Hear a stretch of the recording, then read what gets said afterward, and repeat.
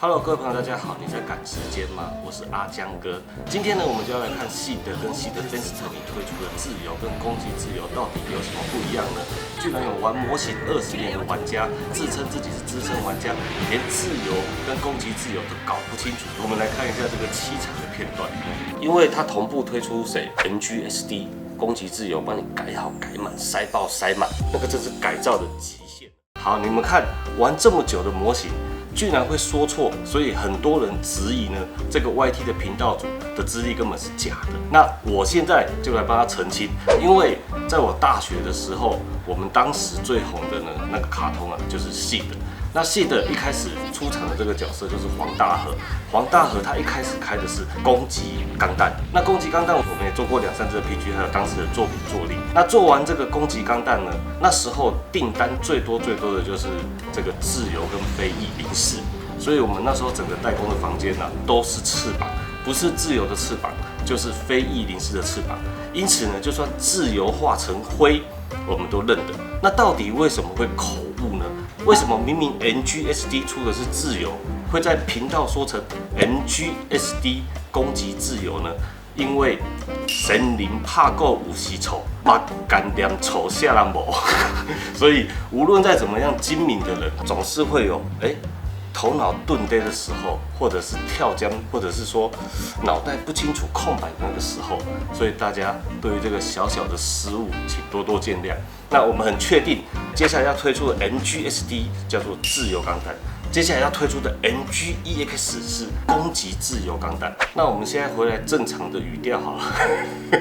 那这一次呢，我们就是要介绍即将推出的这个 NGEX 攻击自由。为什么呢？因为我这里已经有 NGEX 的自由。好，那自由钢弹呢，就是拉克斯带这个黄大河到一个这个机械仓库的一个门口，然后打开以后呢，你还可以看到有一座桥梁，他们是可以在那个地方看到自由钢弹。那自由钢弹第一次登场，然后飞出去，印象中应该是2分钟就干爆了27个敌人。然后就展现了他超强的武力规格。那他当时呢，就是以这种形态，就是展翅。然后他展翅以后呢，它左右有配这个光束剑。那除了这个最基本的配备以外，它的这个翅膀里面是有这种炮，这个炮是可以这样翻过来这样射。然后它的腰呢，也有这种可以伸出来的炮这样子。所以他当时如果全部开枪的时候，我印象中自由应该是单一把枪，所以1、2、3、4、5应该是5个炮会同时发射。那时候的规格就已经非常的丰富了。那到了，真的是 NGEX我的这个上面竟然有贴 EX 我当时就预知了NG 会出 EX， 你看当时 EX 我都贴好。后来那个自由钢弹应该是被那个真飞鸟打爆了，印象中好像是吧，还是阿斯兰？那是我大学的时候我就问你们，自由钢弹到底是谁开的？你们知道吗？给你5秒，5、4、3、2、1。自由钢弹是阿斯兰开的，你知道吗？广大，你知道吗？你只要知道这个梗，就代表你一定超过40岁，所以不知道的你们现在都还很年轻啊。那自由钢弹跟攻击自由有什么差别？第一个呢，就是攻击自由的火力，还有它的这个整个等级啊，我印象中它好像说是3倍还是4倍的火力输出。它除了一样有2个这个侧裙的这个短炮以外啊，它最大的特色呢，就是它这个一片一片的这个翅膀是可以像感应炮这样射出去，就比自由钢弹的规格更夸张，根本就逆天的这样。然后除了这个感应炮的规格，它连在胸部的前面啊，胸口这里下面，还有一个火力非常大的一个炮，可是我不知道那炮叫什么名字。毕竟这种东西都过，对我们来说都过10几20年了。你要我们去很仔细的讲出这个正确名字是有一点点难的。但是细的这一部卡通有一个最厉害的地方就是什么，你知道吗？它是在高雄拍的。一开始吴小强就是关在高雄附近的这个仓库里面。为什么？因为他们第一次袭击的时候就是在高雄，因此根据合理的推测呢，这个黄大河应该是屏东人，因为高雄旁边就是屏东，那你看他在那个校园里面打那些电脑的时候，树这么大，然后去哪里都要通勤，都要坐车，所以他应该是在屏科大。你看，还说我们不是钢弹迷，他在哪里拍的，连他实际住哪里我们都知道。那当时呢，有这个自由1.0跟自由2.0。那自由2.0推出的时候啊，那时候我刚好买了一台这个 Strike Freedom 攻击自由的 MV 版，然后我就看那个 MV 这样抱来抱去，抱得很帅，可是好像有点怪怪的，所以我当时拿到这个 MG 自由2.0的时候，就想说，我们自己来做一个改装看看，然后改出一个也是很有立体感、很有层次，但是这种机械设计的感觉又有点不太一样。那每一个模型作品啊，它背后一定会有一个自己的故事。那像这一台作品，我就真的不得不跟大家分享一下。这个作品呢，我当时在做的时候是在工厂里面施工的。就是我当时是一个上班族，然后上班的时候都偷偷的把这个模型带到公司啊，因为我是部门的主管，坐在那个主管桌，我的这个工程师都在我的前面，所以他们都很认真的在上班。那他们在上班的时候呢，我就把零件拿出来刻线，那刻了2-3个月才把它刻完。那当时发生了一个非常惨烈的一个状况，我很喜欢改这个凹槽，就是它本来是一个平面，然后我们用凿的方法刻出下面这个深度。那有一次我就偷懒，一般我们都是用雕刻刀这样子压。那一次呢，我就用笔刀，结果那个笔刀啊，不小心一出力这样唰，然后我的中指的这一块肉，它现在是鼓起来，就是鼓了一个很特别的一个形状。然后那个刀片就是从这里这样切下去，然后切一半哦。就是那个刀片直接切到，你看到这个肉整块翻出来，然后因为我在上班，突然爆血，你知道吗？那个血要用碗公来盛，然后我就赶快去洗手间止血。止血没有屁用，因为伤口太大。我那时候人在大陆嘛，那我又不能跟老板说，老板，我做模型切到手，所以我也不能去医院。我那时候就跟我的工程师说，我请假一下，然后你们说我出去办事情，然后我出去办事情就是回家自己就拿了药膏裹满以后啊，然后自己就用那个纱布一直绕，然后压着的时候那个手都会这样一直歘，那种歘的感觉，你知道像什么吗？就是你想要上厕所然后不能上的那种，会一直震到你的心里面。所以最后我就是这样捆了大概5-6天吧，然后它才终于不会再流血。我忘记具体是多久，但是真的痛了一阵子。然后那一阵子呢，我捆完以后啊，我还是继续这样子刻线。该磕就磕，该做什么就做什么。就是有时候受伤可能会让人家放弃要做一件事情，但是我那时候受伤还是很坚定的把它全部磕完。而且我不只磕了这一台，我还磕了它的伙伴。接下来呢，我就好好的介绍这一台自由 MG-EX 规格的作品，还有它的伙伴给大家认识。好，那我们说除了这个自由钢弹啊，我先把他的朋友拿出来。那他的朋友呢，就是我当时在做这个作品的一个发想，就是它不是有一个非常巨大的背包是流星啊，它不是背包啊，那是它的外挂武器。那时候我就想说，我把它的这个流星缩小的话会怎么样？刚好找到这个 MG 李泽尔，我们先把它拿出来，现在已经变10块了，年代久远。因为当时从香港寄回来的时候，我都没有整理，然后少了一点点零件。我们现在试着来把它组装起来给大家看一下。你看这么多配件，这么多那这个呢就是李泽尔，它可以变成 MS 形态，我都忘记怎么变了，我做好久。这是他的手，拳头不知道还在不在。然后这可以折嘛？等一下，它这个折很特别，应该是这样，这样，哇，好恐怖哦！看它会不会折一折。脚先拿下来，我好怕它断掉。咻，然后这个腰应该是可以展开，然后它的这个2只脚就是在这边，这样子现在看起来很奇怪，因为它有些地方我粘死了，当时为了比赛怕它掉，现在好像有点打不开。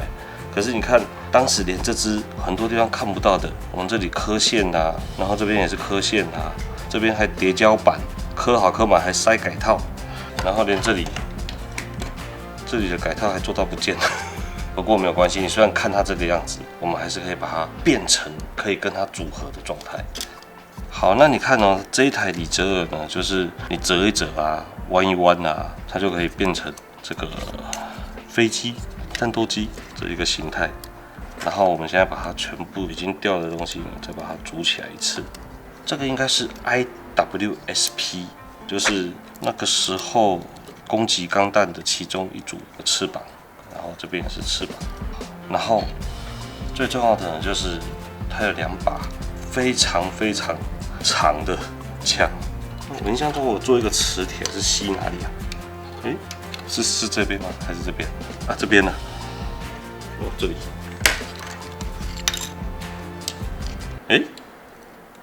靠腰，难道说这台也不是我做的，是发包的吗？怎么组不起来？好，那大家可以看到哈，它目前大概的样子，哇，还有附这个。那这个呢，就是上面这个护盾，然后会变成常驻头部的一个结构。你们看到这个，如果有在看力钢弹的人都知道，这个是力钢弹的那个垂直尾翼，被我杀过来用了。所以说，沙漏也是改造的一种。如果你要改造，你拿 RG 来沙漏，你什么啊？那不是沙漏，那叫做改造，把 RG 的翅膀改到 HG 上面，那个是很顶尖的改造技术。你改了吗？改过来看看好啊，一边可以挂这个攻击钢弹的那个巨舰，有没有？如果它需要近战的时候，这个呢就是它的凤凰飞弹，有没有？所以先乍看一下这个它目前的这个结构，它是一个可以单独战斗的机体，然后呢左右有这个长炮可以自己发射，那它也可以就是发射这种小颗的这个响尾蛇飞弹，有没有？下面这个，所以它也是可以当成支援型，就是它可以把这个武器送去给自由钢弹使用。所以基本上呢，我当时的设定它是这样子，有点像空中霸者的进化版，超帅的。Mission failed. We'll get them next time. 那我给它的代号就是小流星号，也就是说它可以变成 MS 去战斗，它也可以跟自由钢弹合体。那我们先把它放到旁边，等一下呢，我们先介绍完自由，再合体给大家欣赏看看。首先呢，我们可以看到头部的部分就是我们除了有一些刻线，侧面呢，它的脸的这种形状，我做了一个更锐利的一个改造，你会看起来这个脸更凶悍。那再来呢，就是这个天线呢，我也做了一些刻线，就这种小地方，以及它的分色，我做的非常的特别，然后也塞了一点小改套。那脖子跟身体也是非常大量的一个刻线，可是只有刻线你会有点单调，所以像在这个驾驶舱上盖的部分，我们就是有做一些往下挖槽这种立体感，把它挖出来，甚至呢，我们挖了一段以后，在里面的这一段呢，再做一层更深的这个追甲，那连着旁边的周围我都有做一点短刻线。那这个短刻线也会让这个视觉的密度有一个加分的一个效果。那到了这个裙甲的部分这个真的是从这边刻到这边，又从这边刻到这边，然后还塞改套，还挖槽。这个挖槽里面还有好几层，我都不知道当时我是抱着什么样的决心去把它做到的。那这个可折叠的这个腰旁边的这个腰炮，除了刻线以外，我们做了非常多的这种高低层次，还做了非常多的分色。那这一台呢，我个人非常满意的就是它腿部，因为它的腿部本身其实蛮漂亮的，所以你要把它改得更漂亮的话，是有点困难的。所以当时我一直在想，如果我是一个机械设计师，我要怎么把这些装甲切得漂亮又合理？所以你们看我的切法呢，是先沿用它这一片，然后上下它的这个切割，我把它做得更明显。那我们从侧面也是有2片，然后2片以后呢，再塞一个结构，然后在骨架的旁边呢，再做一个镂空。那这种镂空的感觉，你会感觉哇，你的视觉好多层因为刚才表面就已经有刻线、有改套，然后又有骨架的镂空更深，这整个立体感，这个大腿就好像穿着丝袜又穿着迷你裙的那种，很多层次可以去欣赏。那小腿的部分呢，膝盖做了一个比较大胆的一个1/2的对切。1/2的对切呢，在改造里面通常是比较丑陋的。可是我利用分色以及它上面这个黑色的部分，让它变成似乎看起来有3等份。那在设计上呢，你就不会觉得是一个对切这么的没有质感。这个小腿的侧面也是非常的帅气的。虽然乍看之下好像形状是一样的，但是你仔细看它的分色、它的细节都做了很多的追加。还有一个重点就是，当时我就做了这个 EX 的水贴。EX 是什么意思呢 ？EX 就是卓越的意思。所以我当时就想要做一支卓越的自由 NG EX Freedom。现在真的出 NG EX 攻击自由，你看这几年前我们就预知到这种事情，实在是太夸张了，我自己都觉得我就适合做这一行。本体的部分我们稍微介绍完以后，我们现在来看这个，它展开的时候，它的翅膀可以变很多种形状，所以大概会有10片。那这个10片呢，当时我印象中好像就是为了这个东西，然后我们推出了这个刻线辅助字距，因为需要对称的量实在太大了，慢慢量会量死。然后那时候也申请了一个专利，这个被盖住的地方当时这2把炮想说会被遮住，就比较马虎，没有做什么改造。那整体大概就是改这些东西。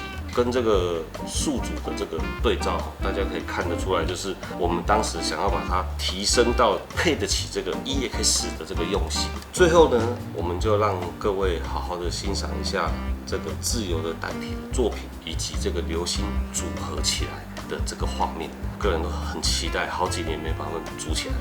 Go！